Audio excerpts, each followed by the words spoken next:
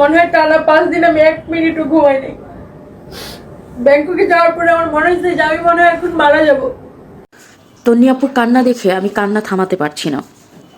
আমার কাছে মনে হয় সে আমার আপন কেউ। তার যে আত্মচিৎকার দেখেছেন, মনে হয় আমি দম বন্ধ হয়ে মারা যাব। বুঝতে পারি একটা মেয়ে তো, আমার জীবনটা এরকম না, আপনারা আবার এটা ভাইবেন না। এখন মারা যাব, বাট ওই মুহূর্তে আমি ব্যাংককে যাই ঘুমাইনি, বিকজ আমার হাজব্যান্ডের অবস্থা অনেক ক্রিটিক্যাল ছিল। কিন্তু আমি কারো কষ্ট দেখতে পাই না, বিশেষ করে এই যে একটা স্ট্রাগল এই মেয়েটার জীবনে। তো এই একটা ভরসার হাত নিয়ে সে বাঁচতে ছিল, সেখানেও আল্লাহ তাকে এত বড় পরীক্ষার মধ্যে ফেলছে। সে জানতেছে আপনাদের কাছে যতটা মনে হচ্ছে, কারণ কি জানেন, তার মতো আমার জীবনটা না আপনারা উল্টায় ফেলায় না।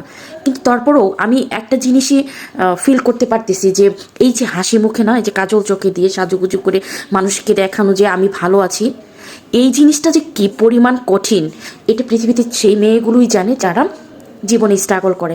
আপনারা যারা এগুলো বলেন, আমার কষ্টটা তো কোনোদিন আপনারা বুঝবেন না, বিকজ আমাকে নর্মাল অ্যাক্ট করতে হয়। সে দেখেন পুরো ফ্যামিলির একটা গার্ডিয়ান, তার মা ভাই বোন সন্তান সবার, এবং কি এতগুলো প্রতিষ্ঠানের মালিক সে, ওনার সে।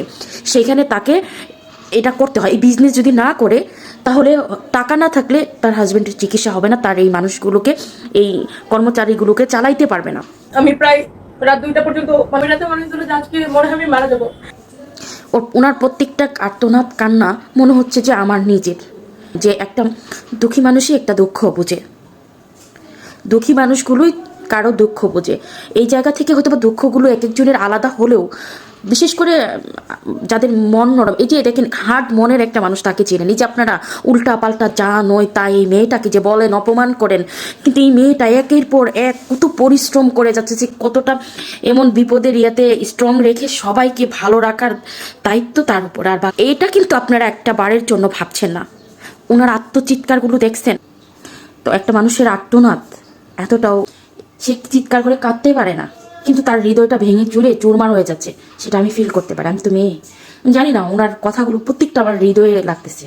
সবাই সবার জন্য দোয়া করবেন। আমি চাই আপুর খুব দ্রুত রিকভারি করে একটা ভালো সুসংবাদ নিয়ে বেঁচে থাকুক, ভালো থাকুক, এই দোয়াটাই করি। আল্লাহ হাফেজ। আর ভিডিওগুলো একটু শেয়ার করে দেবেন। ভালো থাকবেন সবাই।